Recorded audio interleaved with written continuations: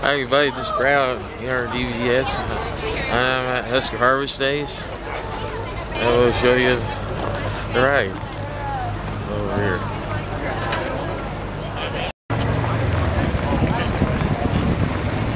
All the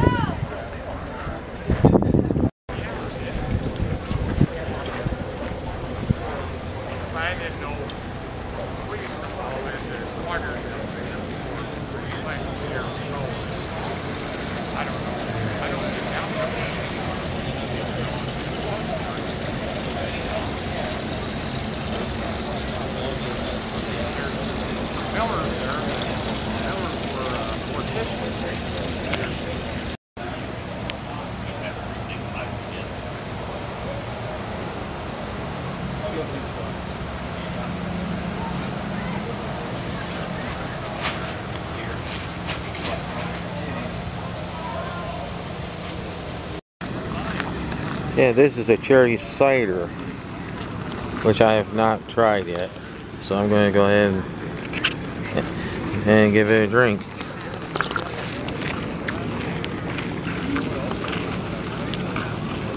That's real good.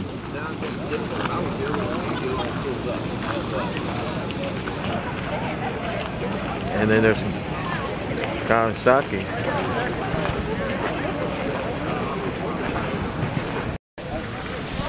So the TSIH.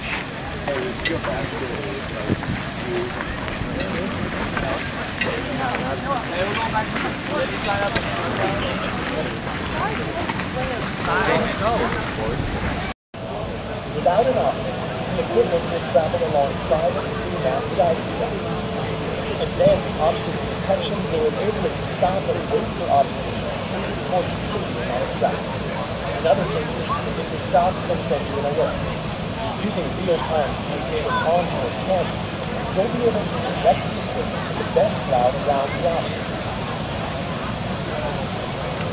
The system's software will automatically plot the most efficient in-field path, and you make the most of narrow weather windows and work around the problem, increasing overall productivity. For even greater flexibility, you could go fully autonomous or opt for a cab machine with both traditional driving capabilities and automation. This equipment can work in tandem with control machines or as a unit. What's more, autonomous equipment will work seamlessly with Case IH advanced farming systems to deliver more control than ever before and allow you to execute field prescriptions and collect the data you need for next season. As a leader in agriculture, Case IH and CNH Industrial bring you the kind of thinking that gives you the power to boost your efficiency today and in the future. I'm guessing this must be for semis. Yep. Oh, that is cool. You don't need semis? No, I don't. I usually don't drive a semi, but then I just look into it. I just maybe film trains and such. Oop. But yeah, I know it was cool. Even the locomotives are cool too. Oh yeah. Especially those new ones. They're all decked out. Mm-hmm. Yep.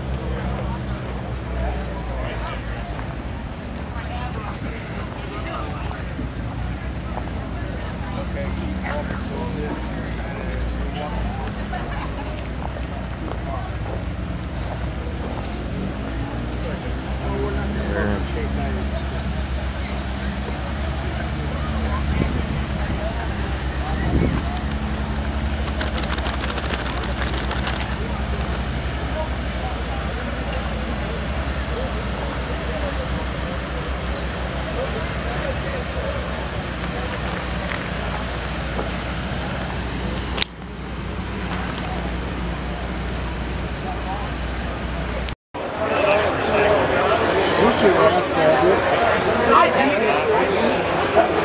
I'm gonna say I feel bad for taking ass, and that pissed me off. Thank you.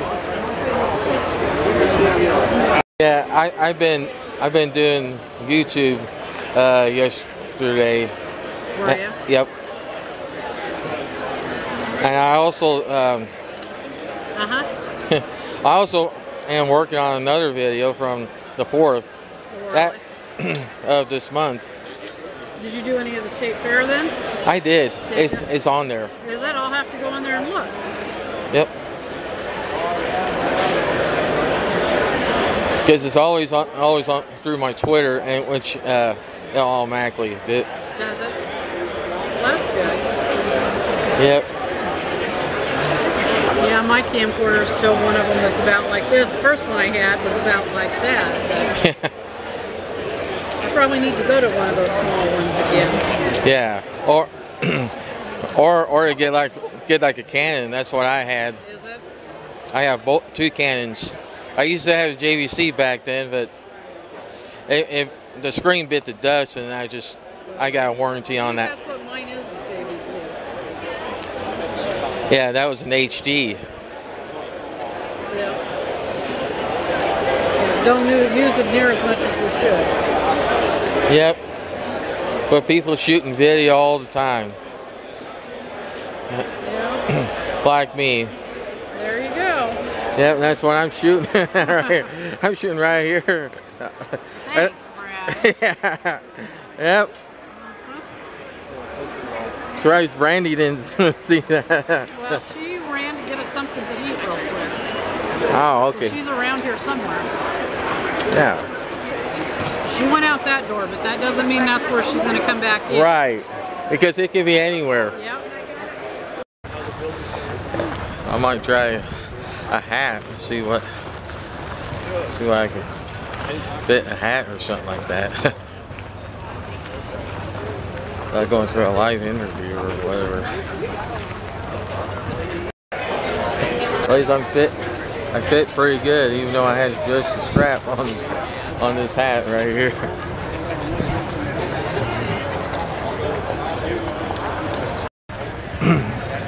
This is what you see when they say hi or wave goodbye or something like that. There's your Tin Man right there.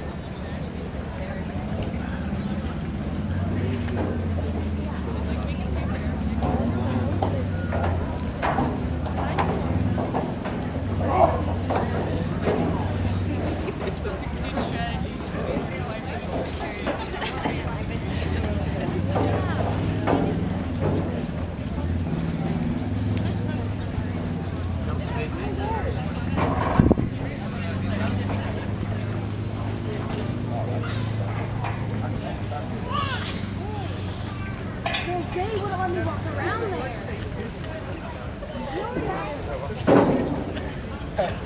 That kind of hurt.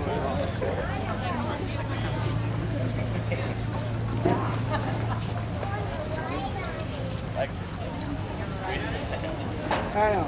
I don't want to sit though. We're sitting for 3 days.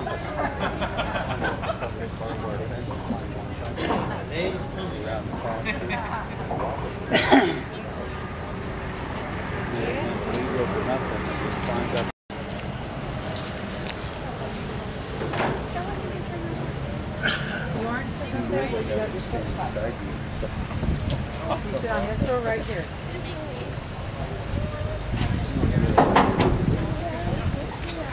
Come over here a little bit.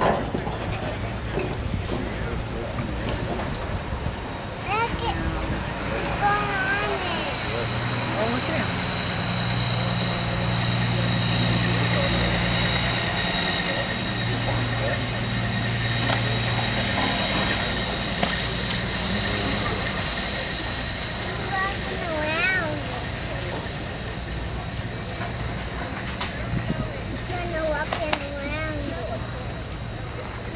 Walking around. Yeah. Watch him do it, okay? Walking around. Yeah.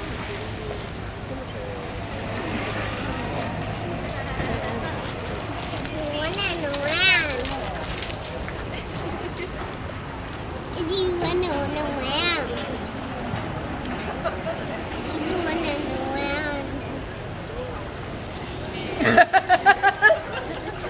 He wants to go in the trailer.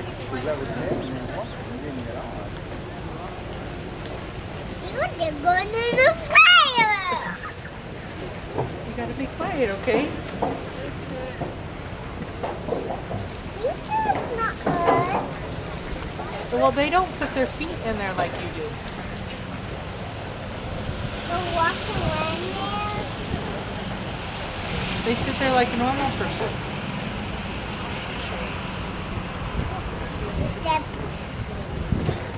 They're going in a trailer. They're Huh? on a trailer. Nope, see now he's doing what he's supposed to. Now he's going. Now he's sitting on him. Yeah, now he's sitting on him. Now they can see their legs. Yeah.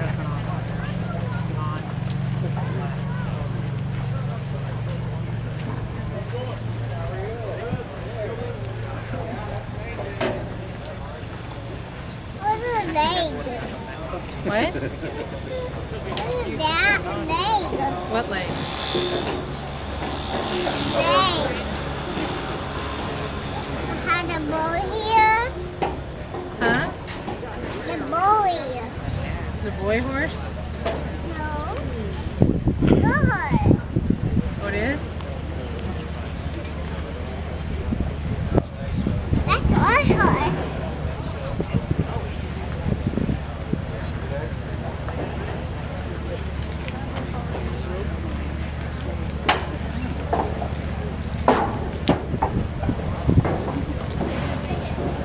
Should we go potty? Go do is get you one of them little corn things, that squishy. Yeah. You want to go get one? Okay, let's go. Okay.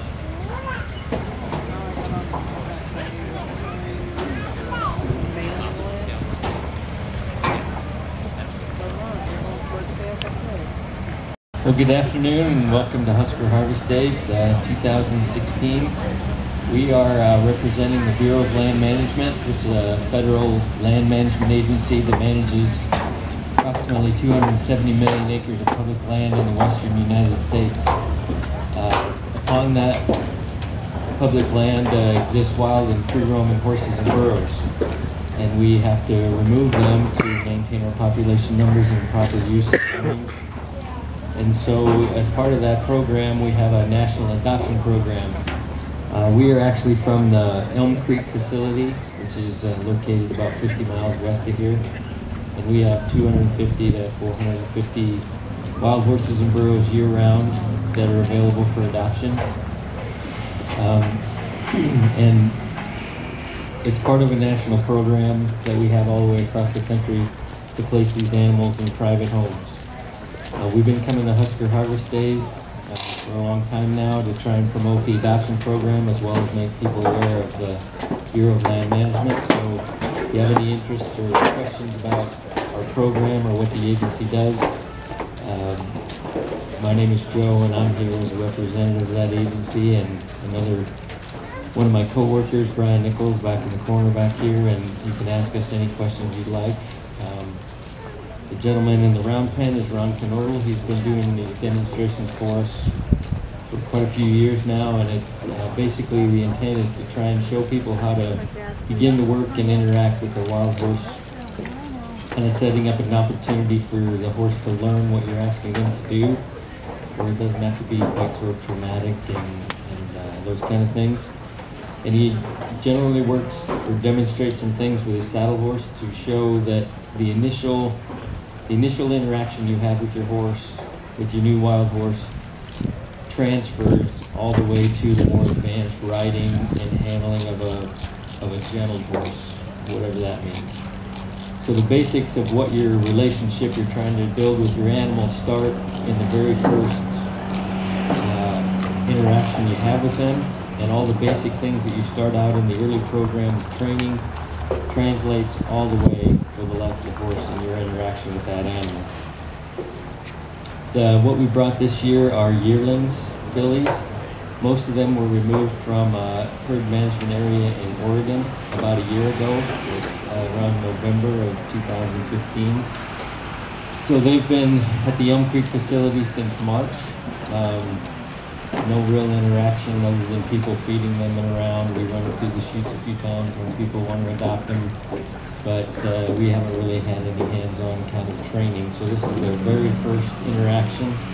This is their very first presentation in a large public environment. So they're not extremely wild, but they are not gentle by any means. So as you watch this demonstration, please be interactive. If I hear Ron thinking he's at a cemetery again, I might go there myself. So please talk to him, ask him questions. If you don't see something you want to see, or you're curious about what you did see, or you didn't see what you thought you saw, ask the question, because these are all basic kind of things to start. And no matter where you are with a horse or your horse is, these things translate from dead broke things to brand new young started animals. So the wild horse is basically the most pure form of a horse you can get, because they haven't been raised around people. They don't know people at all. They fear us.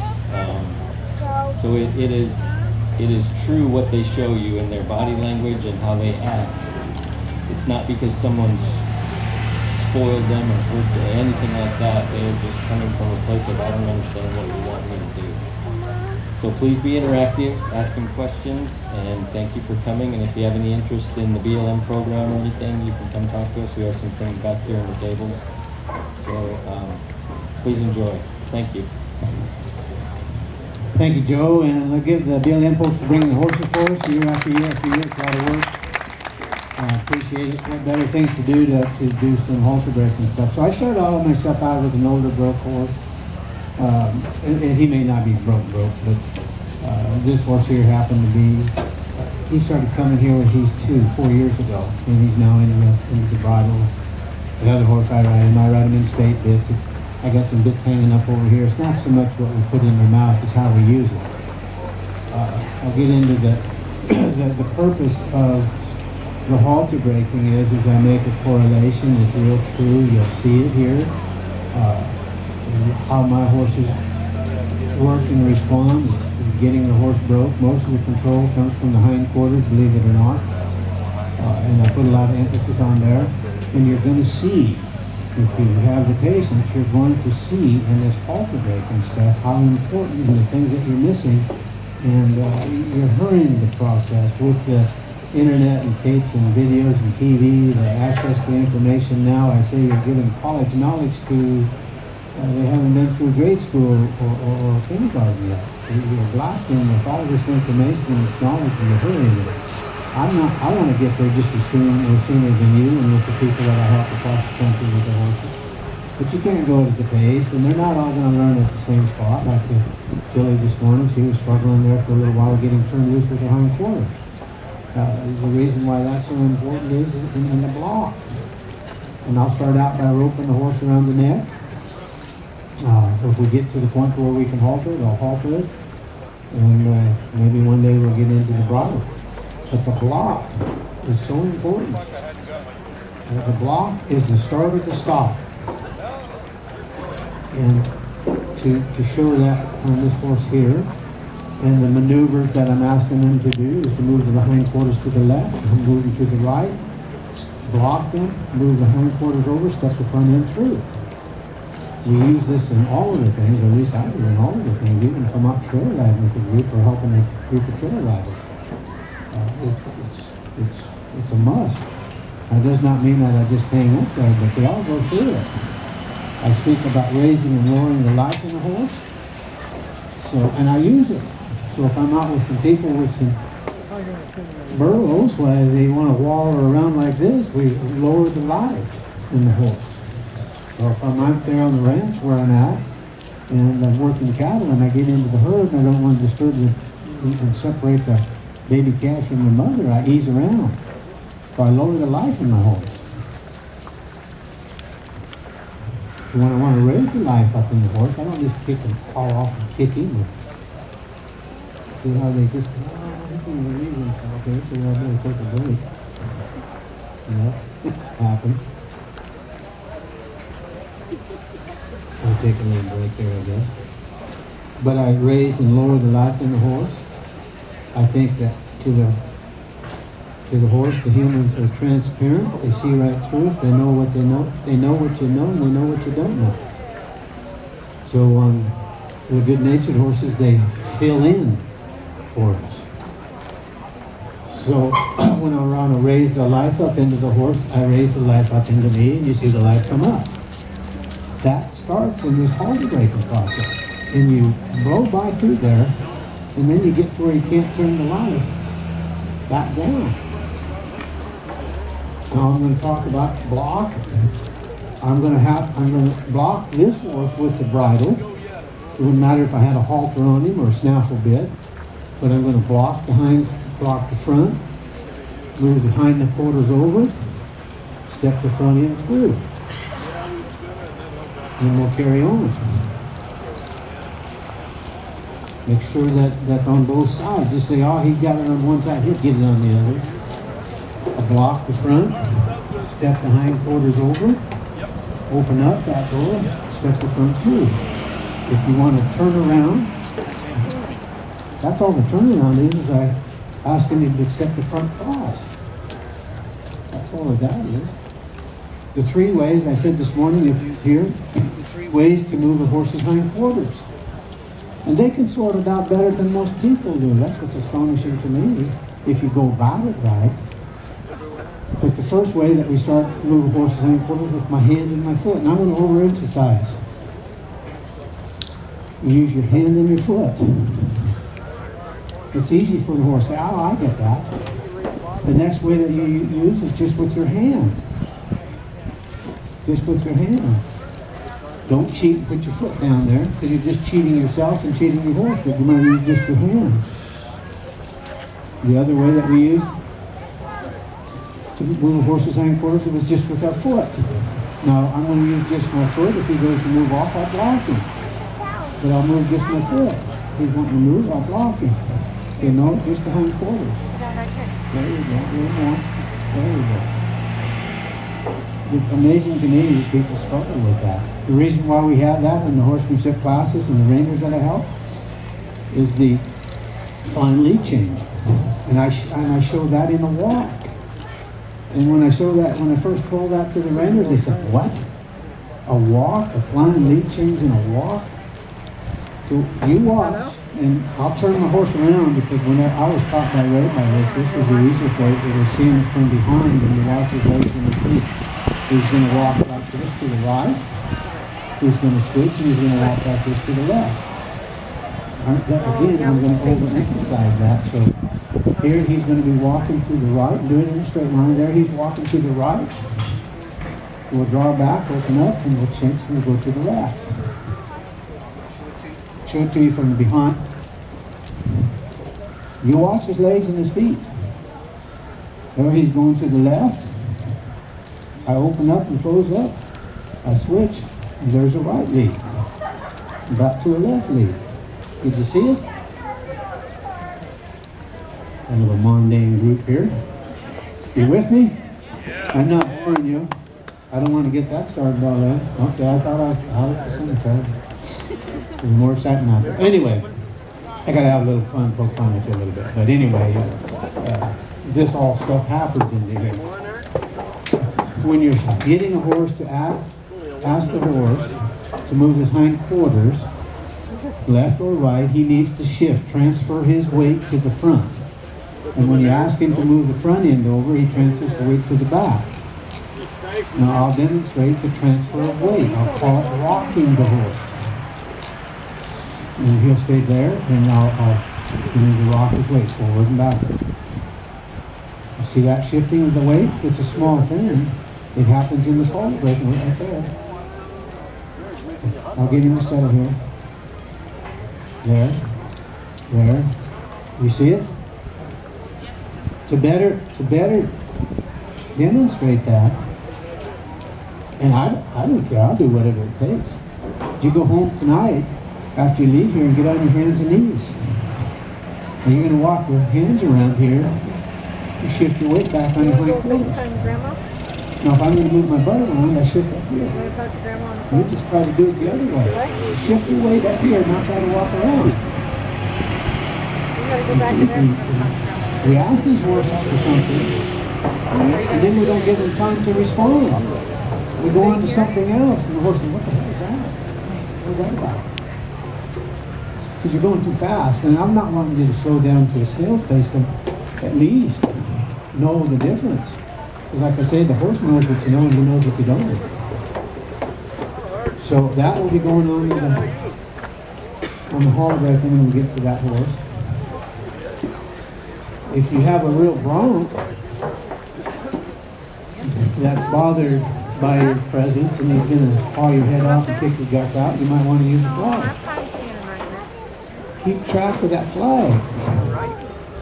Don't come up here and say, okay, and do this, something like this, and then you strike you and say, hey, he got me. He's after me. Of all of the thousands of horses that I've been around, I don't know of a horse that's out to get the human. Don't know, not had one yet. Keep looking for it. That's not their nature. If they had their choice, they'd rather be out there a quarter mile away eating grass. You might start out with a towel or a gunny sack. Plastic might be too noisy. And by all means, I hope you wear out a lot of the plastic sacks because they're pretty noisy and pretty hard, not very soft. Wad them up and you brush your horse down with it. And when you first start, you wad it up like a brush. And then later on, you might drop down. And he gets pretty good about that. And then you might get, I didn't bring my tarp this year. I got a tarp. You can use a long one, it doesn't make any difference. It makes a noise. You'd wad that up, brush him down with that all over. You brush him down his legs. You might do something like this.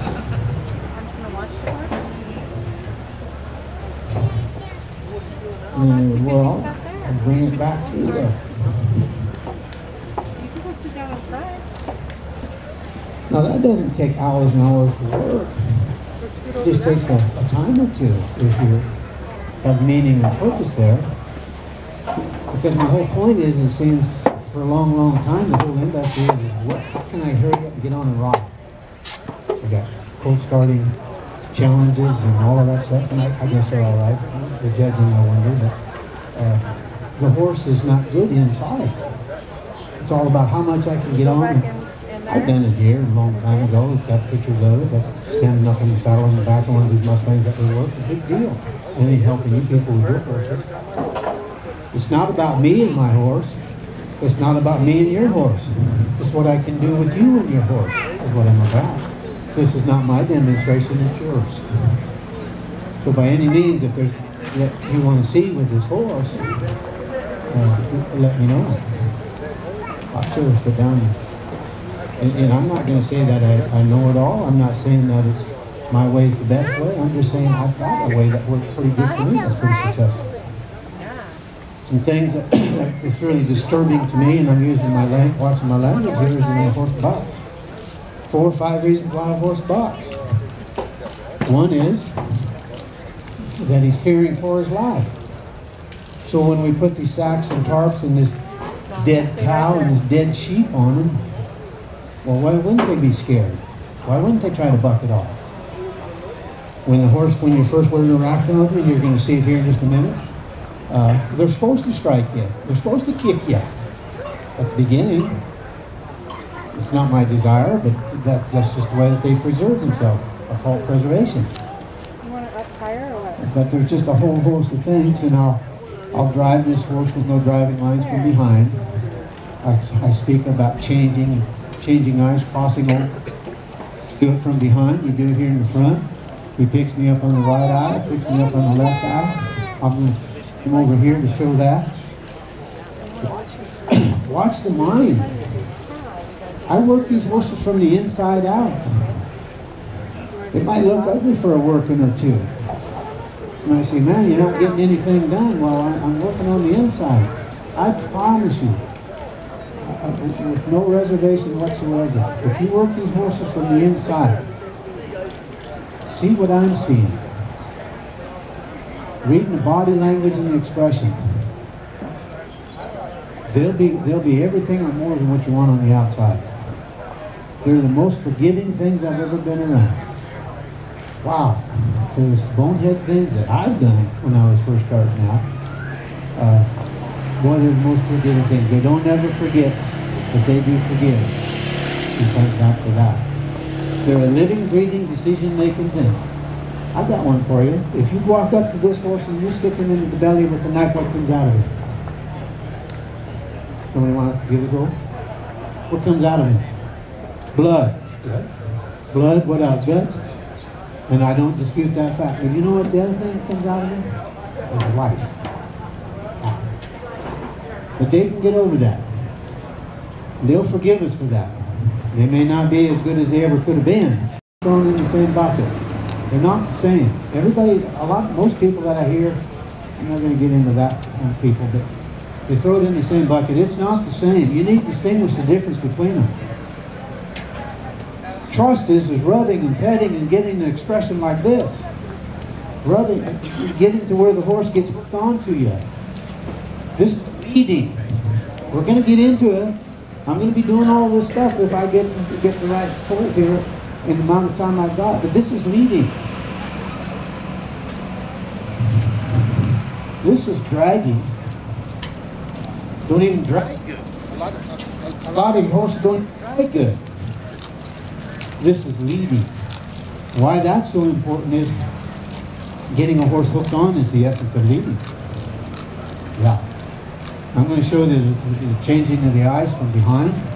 There's several different ways. I just got so many years and so many horses I just can't get it all in one fitting. But I try my darndest. You watch his mind. There he's over on the left. There he's over here on the right. Look at his mind. Don't look at me. I'm just stepping over here grabbing his mind. I'm going to do that on that pole if I get a chance. There he's over on the right. It's happening, isn't it? Why this is so important, behind this horse and every other horse, there's the blind spot, where he can either see it from the left or the right. It's because he's a herbivore. That's why, for predation. So why that's such a big breakthrough when you can get in behind her? It's a huge breakthrough because the horse is now telling you that I'm allowing you to be in a place where Mother Nature told me to fear for my life. If you can drive these horses around as if I'm going to drive him around, I'm going to ask him to cross over And then I'm going to pull on the right rein and drive it back over across here, as if I got a set of imaginary driving lines. I'll bring him back over here to the right. Hey, he's just going to do his own thing here, if he's done through this area. And then I'm going to step out there and I'm going to block that front, step behind it over, bring the front end through. It's there, you can see it. So you ready for a Mustang? Want a fresh one? Yeah. Okay. That sounds like they're bored to death for this.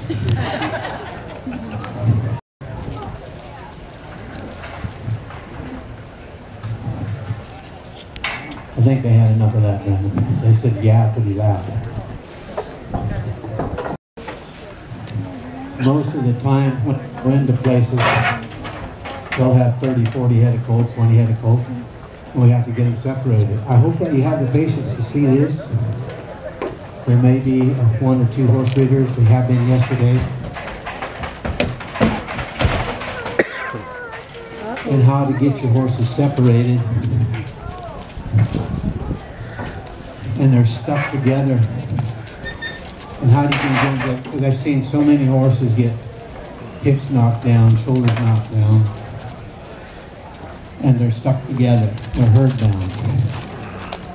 Now this is going to take a while because these things are, as they say, mothered up. They're herd bound. So I'm going to try to get them separated as soon as we can and get onto the halter breaking over there. This is not a place where you come out here and hoorah. It's just merely keep the horse working until we get the blame game started. The horse in front. The first thing is the horse on the outside is the coward. He's going to put his buddy in between him and what's scaring him. So right now the bay horse is kind of the coward right now. And you're going to see her step on the other horse's hind legs and feet and bump her and knock her around. And she's not going to like it. She's going to put up with it for a while. And then pretty soon she'll start pinning her ears. She'll start kicking at him, trying to get him off of there and saying that, you know, every time that you get around me, I have to work and that damn guy with that flag comes around here. And the bay horse is going to say, no, you're the one that's causing that problem. And start blaming one another. And while I do this, I'm getting quite a bit done. I'm taking quite a bit of freshness off of the horses. So here we go. I'm just going to turn the heat up. Almost, the bay horse almost got to where I could just about switch positions. I'm just going to get busy here.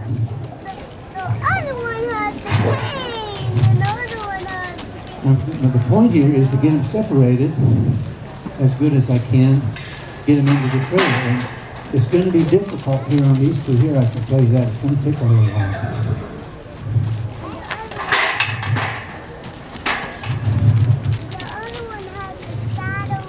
As long as they're together and you're moving, keep them busy. It'd be real easy to send that sorrel filly into the fence.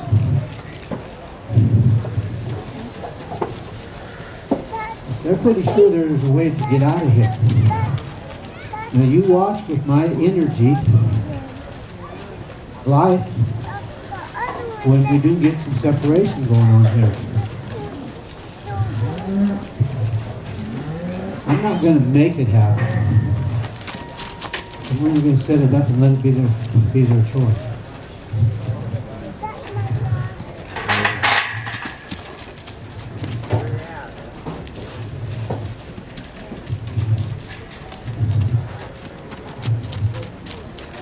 Almost, huh? Almost.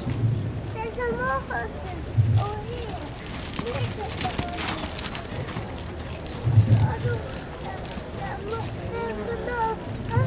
They're gonna gallop together. Sorrel fillies, did they go that way with that flag's coming?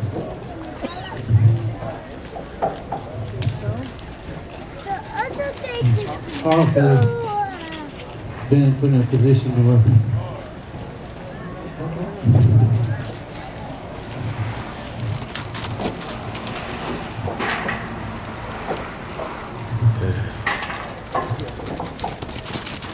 She's pretty sure she wants to stay with the day.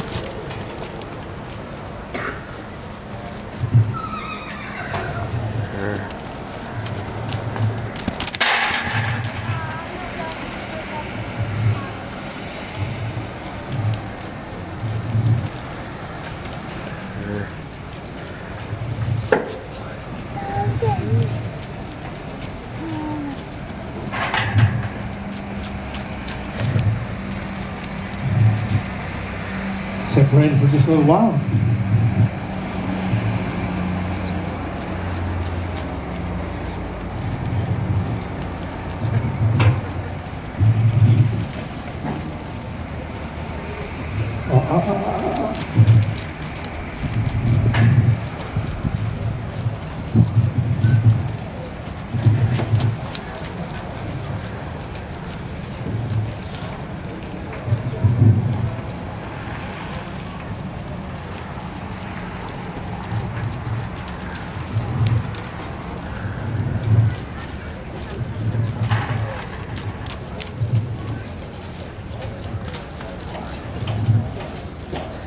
So look out.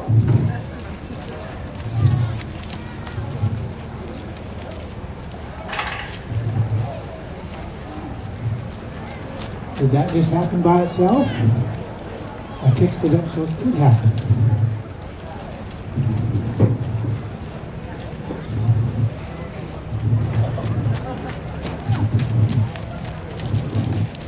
There she goes back to being herd bound. Take the heat off.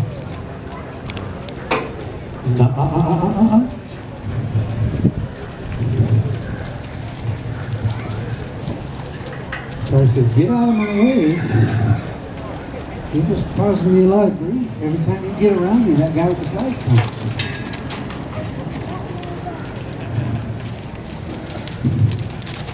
Hold up, wait up, wait for me. There'll be a place where you're going to want to hang out. If you keep presenting that place.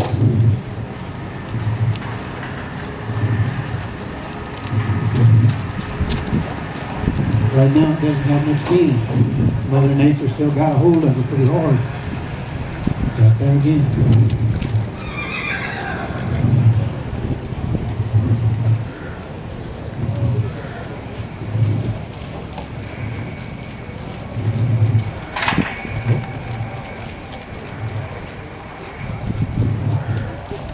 There you go. Don't go.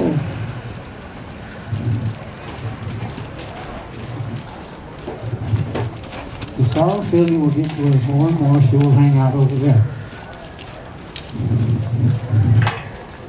She'll knock the other horse down to get over there because I'm releasing her physically and mentally. She gets a little bit of a break over there. You watch her. Nice change.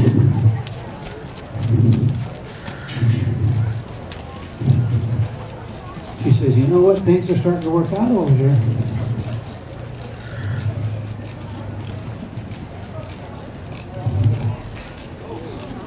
I had a date with a girl one time like that.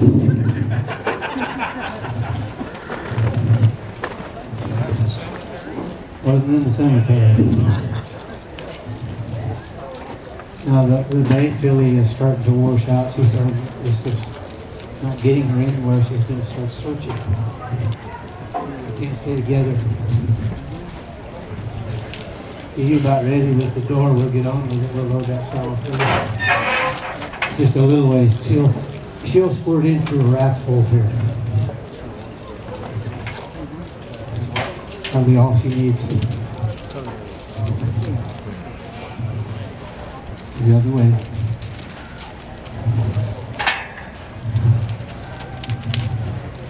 Hopefully the bay will go by and not see the open door. I'll have to set that up again.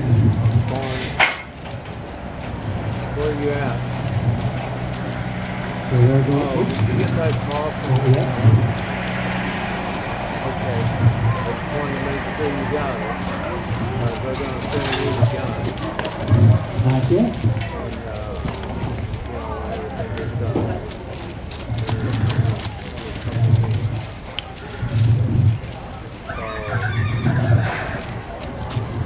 All right. I'm up at Husker Harvest today.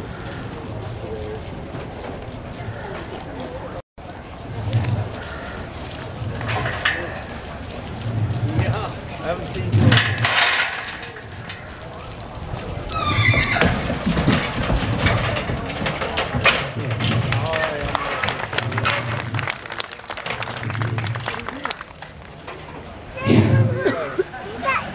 Now, that's a little rough on the edges, but that's how you go about it.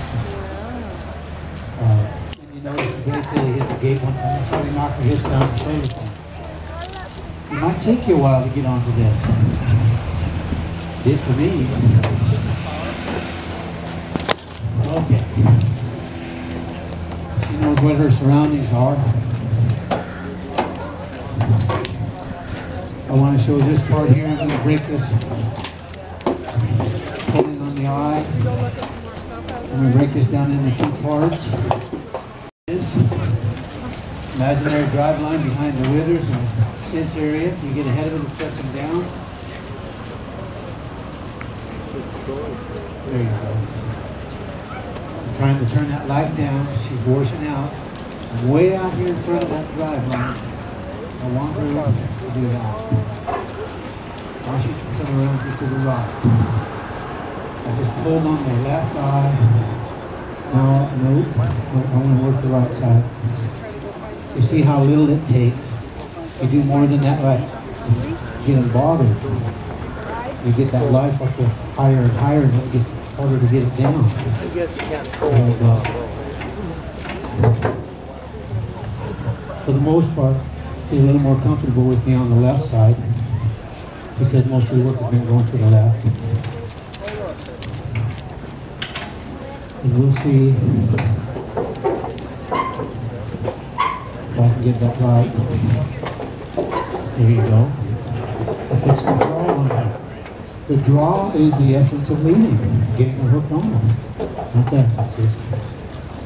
Right there, we'll do that now. Yeah. I'll step into here, cause her to go to the left. I'll block. That's that energy. Push on that right eye. It worked without taking on an opportunity. There you go. There you go. There you go. Yeah, she's trying to reach for me. This one's just a little different.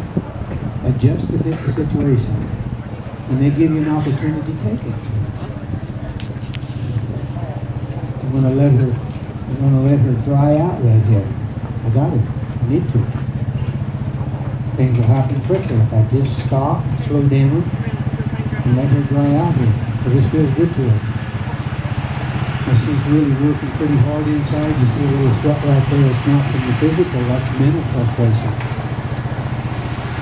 That's where she's sweating from right there.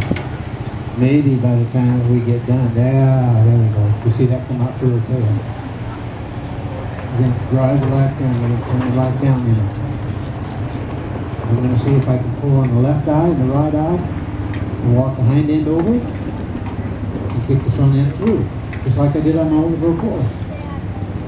Get you there.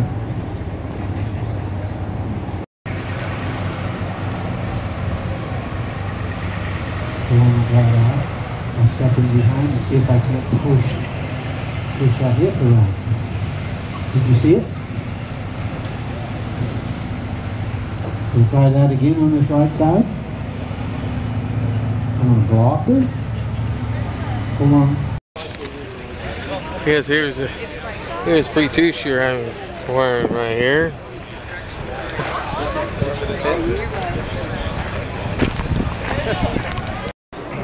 Alright. If you like this video of this Husker Harvest, say thumbs up, subscribe to my channel. So there'll be more good stuff. And this will conclude my day at Husker Harvest Days. Thank you for watching. I'll see you in the next video. Bye bye for now.